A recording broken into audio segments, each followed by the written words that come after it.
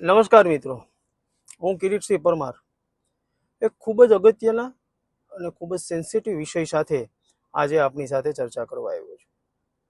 વિષય છે બાળક અને સંતાન.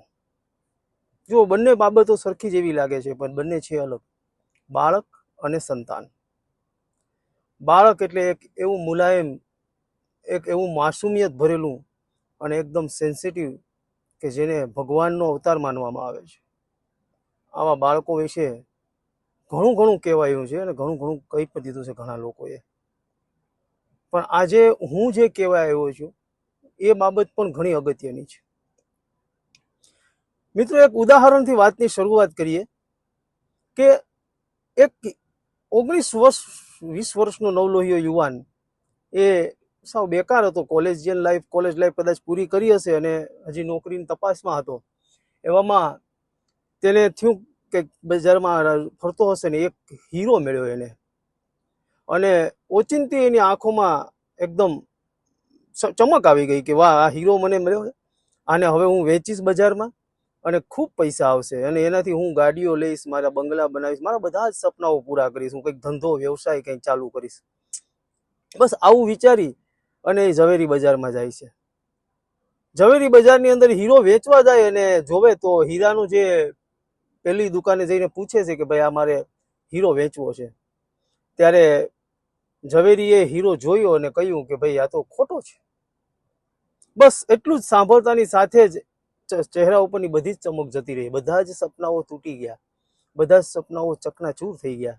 એટલે થયું કે ઓહો, કેટલું બધું વિચારી રાખ્યું હતું કે કંઈક ધંધો વ્યવસાય કરીશ, કંઈક ઘર વસાવીશ, ઘણી ગાડી લઈશ, પણ બંગલો બનાવીશ. કશું જ એક સેકન્ડમાં બધું જતું રહ્યું. પેલા કહી દીધું કે આ તો ખોટો છે, પણ હિંમત નો હાર્યો. એને થયું કે ચલો બીજાને બતાવીએ. કેમ કે આજે એ ઝવેરી બજાર બહુ મોટી હતી, એને બીજાને બતાવ્યું. બીજાએ જ કહ્યું ખોટું છે, હીરો ખોટો છે. ત્રીજાએ જ કહ્યું. સવારથી લઈને આખી ઝવેરી બજારમાં એ યુવાન ફર્યો. બધાએ એક જ વાત કહી કોમન, ખોટો છે, ખોટો છે, ખોટો છે. એ જે ઝવેરી બજારમાંથી એન્ટર થયો હતો, આખી ઝવેરી બજાર ફરીથી પાછો એ ઝવેરી બજારની બહાર નીકળવા જતો હતો. અને એવામાં છેલ્લો ઝવેરી જે વેચ્યા હતા એને જોયું કે આ સવારનો ફરે છે અહીંયા ઝવેરી બજારમાં અને મારી દુકાનમાં કેમ ન આવ્યો. એટલે એને સામેથી બોલાવ્યો એને, એ ભાઈ અહીંયા. એટલે યુવાન ગયો ઝવેરીની પાસે, એટલે કહ્યું કે ભાઈ કેમ તું જોઉં છું સવારનો તું આ ઝવેરી બજારમાં ફરે છે, પણ કઈ મારી દુકાનમાં ન આવ્યો અને નીકળી ગયો, મારા શોરૂમમાં કેમ ન આવ્યો એમ.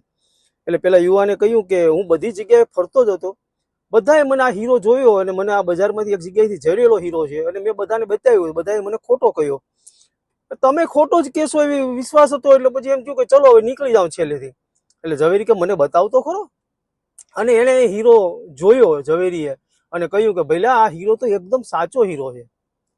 કે હે? ફરીથી ચહેરા ઉપર ચમક આવી ગઈ. પેલા સપનાઓ ફરીથી સાકાર થવા લાગ્યા, ફરીથી ઈચ્છાઓ જાગૃત થઈ મનમાં. હીરો સાચો છે? તો કે હા. તો કે તો પછી આ ઝવેરી બજારમાં બધા ખોટો કેમ કહે છે? તો કે એનું કારણ છે ગાંડા કે આ આખી ઝવેરી બજાર વેચી નાખે ને તો આ હીરાની કિંમત નથી ચૂકવી શકે એમ, એટલે બધા તને ખોટો કઈ કઈને કાઢી મૂકે છે. ચાલ અત્યારે તો મારી બહુ ઓકાત નથી કે આ હીરાને હું સાચો તને પૈસા ચૂકવી શકું એટલા બધા, પણ એક કામ કર, તું આ હીરાને તારી જ રીતે મારી તિજોરીમાં મૂકી દે, ચાવી તારી આગળ જ રાખ, અને જ્યારે મારી ઓકાત થશે ત્યારે હું તને કિંમત ચૂકવીશ. ત્યાં સુધી તું પણ અહીંયા આવીને મારી બજાર મારા પેલામાં બેસી જા અને હીરાને પારખવાનું શીખવાનું તું ચાલુ કર. એટલે ધીમે ધીમે એ યુવાન છે એ હીરાને પારખનારો બનવા લાગ્યો અને એમાં એ ઝવેરી એને બહુ મદદ કરવા લાગ્યા. ધીમે ધીમે કરતા કરતા 1-2 વર્ષ થવા લાગ્યા અને બંને પાર્ટનરશિપ ચાલુ કરી. યુવાન છે હીરાનો ખૂબ મોટો પારખનારો બની ગયો. એને પરકંધો કહેવામાં આવે કે જે હીરાનો પારખનારો હોય. 3-4 વર્ષ વીતી ગયા. બંને ઘણા બધા ધંધાઓમાં સાથે ભાગીદારીથી ધંધાઓ ચાલુ કરી દીધા, ઘણું બધું કરી નાખ્યું. એવામાં કોઈ એક હીરો વેચવા વાળો આવ્યો અને યુવાનને એને કહ્યું કે મારા હીરો વેચવો છે. એટલે યુવાને હીરો જોઈને કીધું ભાઈ આના 5 લાખ રૂપિયા આવે. એટલે ઝવેરીને થયું કે આજે આની પરીક્ષા કરી લઉં એમ, મેં જે આને જ્ઞાન આપ્યું છે, નોલેજ આપ્યું છે એની પરીક્ષા કરી લઉં. એટલે એણે યુવાનને કીધું લાવો છો બેટા મારી પાસે હીરો લાવો તો. અને એ હીરો જોઈને કીધું બેટા આવી રીતના કોઈને પૈસા ના ચૂકવી દેવાય, આ હીરો તો ખોટો છે. ત્યારે યુવાને કીધું કે 4-5 વર્ષથી તમારા સાથે શીખું છું, એટલા વર્ષથી તમે મને હીરાનો પારખનારો બનાવ્યો છે. એના જ્ઞાન ઉપર, એના અનુભવ ઉપર મને બહુ વિશ્વાસ છે. તમે ભલે ખોટો કહેતા હોય, બાકી હીરો 100% સાચો છે. હું કહું છું ને સાચો છે. ત્યારે ઝવેરીને થયું કે હવે આ હીરાનો પારખનારો થયો અને એને કીધું કે બેટા ઓલી તિજોરી ખોલો હવે. અને એને તિજોરી ખોલી અને કહ્યું કે હવે આ હીરાની કિંમત તું લગાડ, એ મારે તને આપવી છે ઝવેરી કે. સાહેબ એ હીરો એને પારખનારો બન્યા પછી એ હીરો એ યુવાને ચેક કર્યો અને હીરો ખોટો હતો. યુવાનના હાથમાંથી આમ હીરો જોતાની સાથે જ નીચે પડી ગયો અને ઝવેરીને કહ્યું, ઝવેરીએ પૂછ્યું કે કેમ બેટા કેમ હીરો પડી ગયો? તો કે આ તો ખોટો છે. તો કે ખોટો તો ત્યારે હતો તું આવ્યો હતો ત્યારે, પણ તારી આને હું બધા ઝવેરીઓની જેમ જો ખોટો કહીને કાઢી મૂકું તને તો તારી અંદર રહેલું સાચું તત્વ એ કોઈ દિવસ બહાર ન આવે. અને આજે મેં તારી અંદર રહેલું સાચું તત્વ છે એને બહાર લાવ્યું. મારા મિત્રો, મારા સજ્જનો, આજનું આ બાળક એક નાનકડી એવી પરીક્ષા રદ થાય છે તો આપણા દેશની અંદર કેટલા બાળકો સુસાઇડ કરે છે. કોણ જવાબદાર છે એની પાસે? શું એના મા બાપે પહેલેથી એટલી બધી અપેક્ષાઓ રાખી લીધી છે એના બાળક પાસે? આજે તમે જુઓ સવારના 4 વાગ્યાની બહાર અમુક સ્કૂલોની બહાર એડમિશન માટે લાઈનો લગાડે છે. અને મારા બાળકને ગમે તેમ થાય એડમિશન, કયા કોમ્પિટિશનમાં તમે તમારા બાળકને મૂકી દીધું છે? કયા સ્પર્ધાઓમાં તમે તમારા બાળકને જોડી દીધું છે? એ તમે વિચાર તો કરો. કોઈક દિવસ એવી તો નહીં આવે ને કે એવી કોઈ અપેક્ષાઓ તમારી બંધાઈ જશે અને પછી એ બાળક છે એ અપેક્ષાઓ સોલ્વ ને કે અમુક મા બાપની તો બેયની માર્કશીટ ભેગી કરો ને એટલા એનાથી વધુ ટકા તો બાળક લઈ આવે છે. અને ટકાની આ મોહ જાળમાં આ માતા પિતા એના સંતાનોને ખોઈ રહ્યા છે. એટલે મારો બીજો વિષય છે સંતાન. મિત્રો, દુનિયાની અંદર જાપાન એક દેશ એવો છે કે જ્યાં સૌથી વધુ વૃદ્ધોની સંખ્યા અને બાળકોની સંખ્યા છે. બંને ડિપેન્ડન્ટ છે. વૃદ્ધો અને બાળકો બંને ડિપેન્ડન્ટ. કારણ કે એ બંનેને યુવાનો જે કમાઈને ખવડાવે છે એના ઉપર ખાય છે. જ્યારે આ દેશની અંદર, ભારત દેશની અંદર સૌથી વધુ યુવાનોની સંખ્યા છે.